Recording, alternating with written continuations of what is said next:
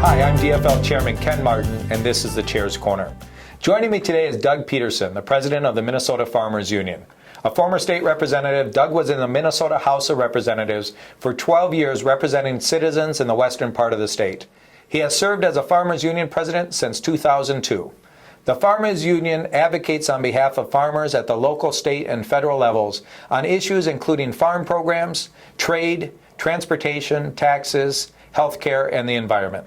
Thank you so much for joining me, Doug. Thanks for having me, Ken. Pleasure to be here. We really appreciate it. We've known each other for a long time, and appreciate all your leadership on behalf of Minnesotans over the years, not only in the legislature, but also as the president of the Farmers Union, representing people like my father-in-law, who farms 800 acres down in southern Minnesota, and farmers throughout the state, and we really appreciate your service.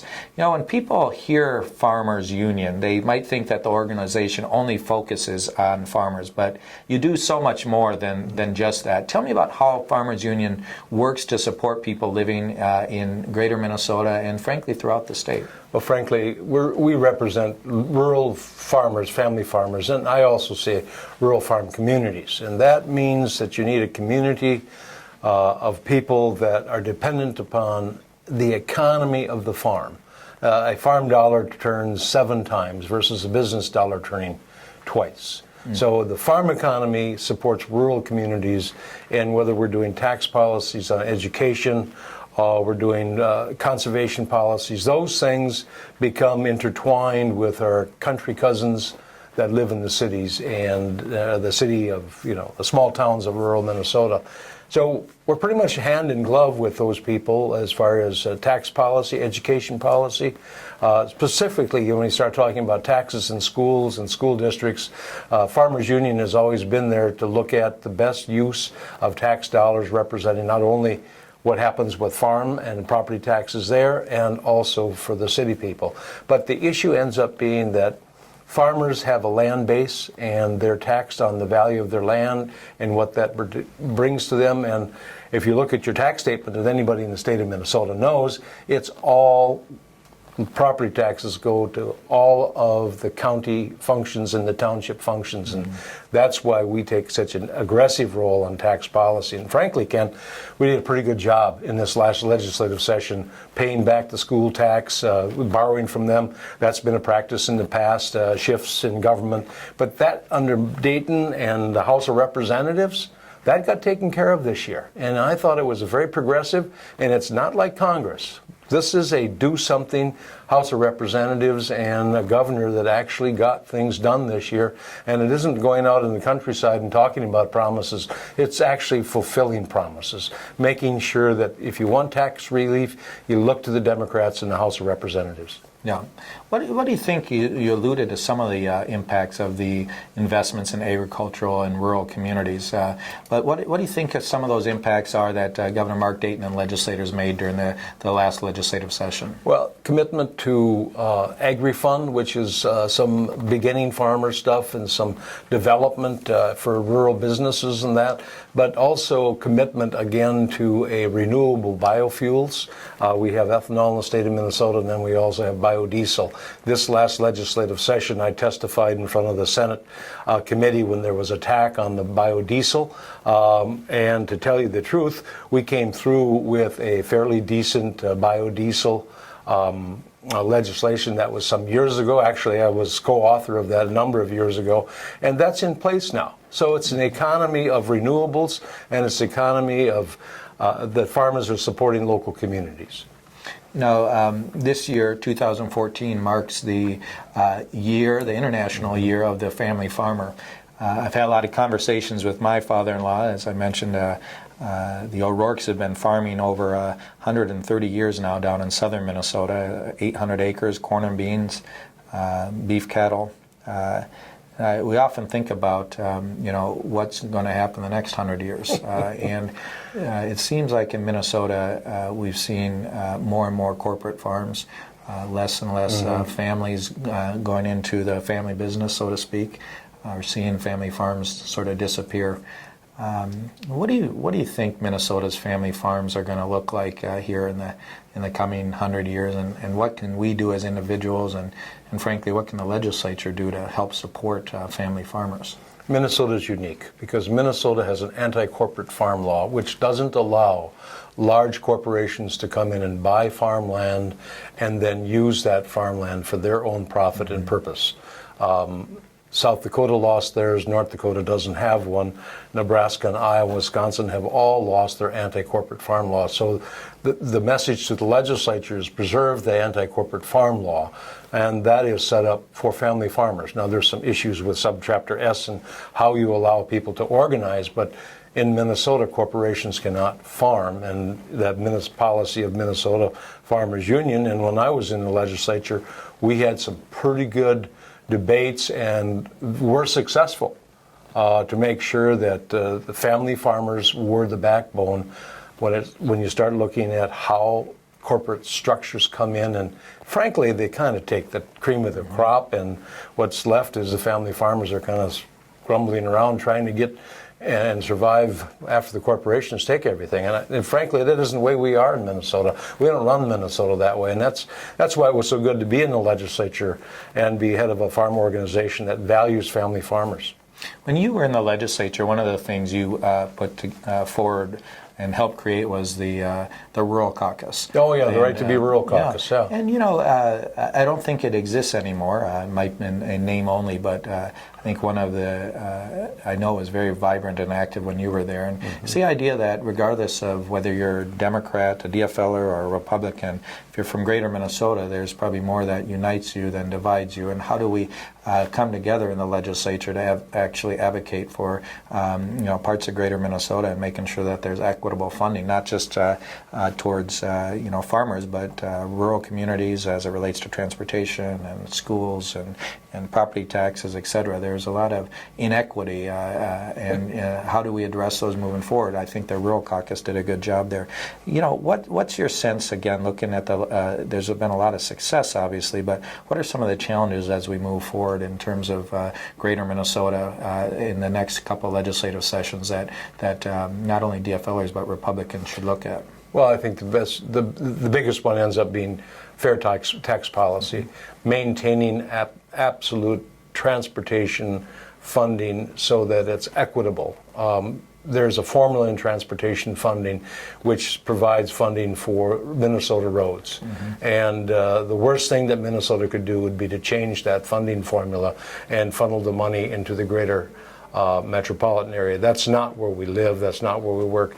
In order for Minnesota to survive, you have to have farm to market roads, and you also have to have businesses, because the intra and intrastate business and the transportation and trucking that's coming across here, that road system has to be intact and maintained in order to have a Minnesota economy. And I don't care if it's rural or it's urban or suburban, you still have to have that equity funding piece in there. And I believe this last legislative session did speak to that, and that is going to be either coming up within the next couple legislative sessions. But the piece that you need is to make sure that rural funding formulas treat rural communities the same as they might be treated in the metropolitan area. That's critical. Yeah.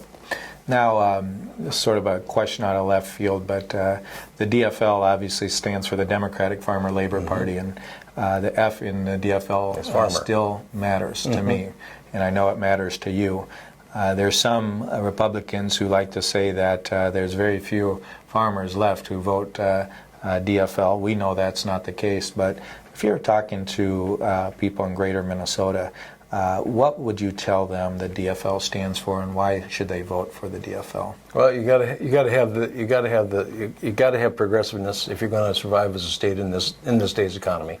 That's the Democrats. You also have to have farmers that are producing the food and fuel and the farmer and the fiber of this country and within this state.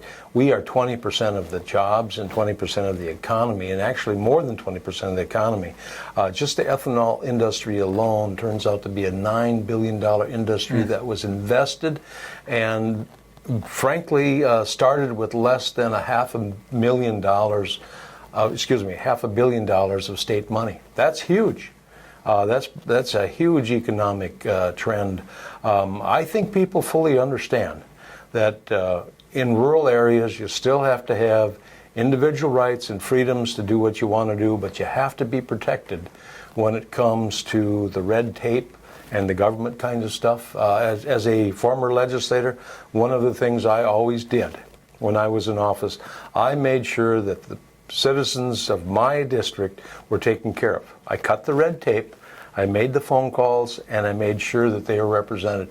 And when I see that happening with Democrats and some Republicans doing that, that's a better government. That's a better way to do things than gridlock. And the only thing that I'm going to say is that I don't believe that gridlock is going to be better for anybody. And when you have progressive people running the state, and frankly, Mark Dayton comes in, says we're going to have a surplus, we have a surplus. Says we're going to take care of the school debt, we took care of the school debt. Had a legislature that agreed with him on that. Minnesota's better for that.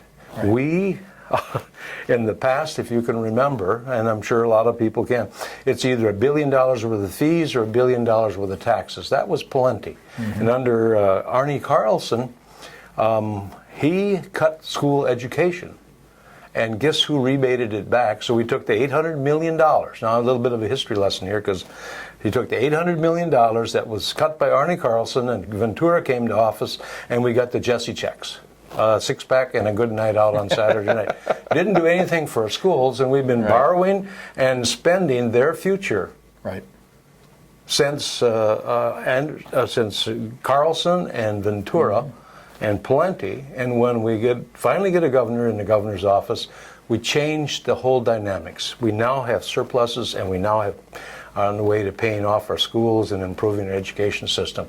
That has not happened for a number of years. That's why it's important to have Democrats in rural Minnesota and also Democrats in urban and suburban. And we've also seen, turning the corner not just on education, but also renewing our commitment to local government aid, which benefits communities throughout the state, small towns who need that partnership with the state to make sure that there's investments in core services that help communities. Bonding projects, obviously, as you know, are immensely helpful to, again, help and build the infrastructure we need throughout the state. And I think what it all comes down to is the state of Minnesota made a promise to the people and to communities many years ago that they were going to invest in its people and invest in communities. And what we've seen under Republicans, and you've seen this firsthand, is Republicans have moved away from those promises that they were a part of making many years ago alongside Democrats. Not only a promise to invest in education as a cornerstone of what makes the state great, but also investing in our communities through bonding and through local government aid. We've now started to, under DFL control, thanks to Governor Dayton and DFL legislative leaders, we've started to renew that promise again, started making the investments in our state. As you know, and we see this with the farm economy, we still see this with parts of greater Minnesota, the state is improving.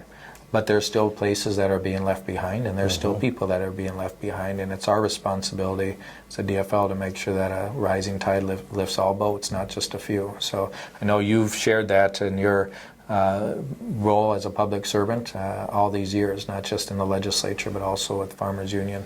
We were talking briefly before we started the show about your family history. Yeah, family history. And the fact that there are 3 generations of Petersons who served in the legislature.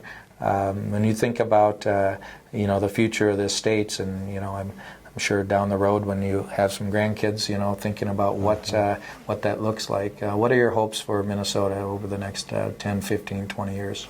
That it stays progressive. It sets the model for the nation. Minnesota shines throughout all of the other states because we've been progressive. We've embraced things that have been edgy and have turned out to work for people. And if you don't invest in people, you're not going to invest in anything. Businesses benefit when you invest in people. Businesses benefit when you invest in roads. And businesses benefit when you invest in education. And they also benefit when you invest in energy savings and renewables. That's all for the greater good. And if this is a society of the lowest common denominator or the bottom line, investment in education and those types of things, transportation, public infrastructure, is going to return a better bottom line than only giving it away to the 1% on top. Yep. I couldn't agree more. I want to thank you, Doug, for joining us and for everything you've done to support Greater Minnesota and farmers. And Farmers Union is a great organization that stands up for rural communities, as we talked about before, and we appreciate your leadership there, and thank you for joining us Thank today. you. You have a good day and good to see you. Absolutely. I want to thank Doug again for joining me today on the Chair's Corner, and I want to thank you for the work of the Minnesota Farmers Union, which advocates for a high quality of life for family farmers, ranchers, and residents of rural communities throughout the state. As always, I appreciate your support of the DFL party.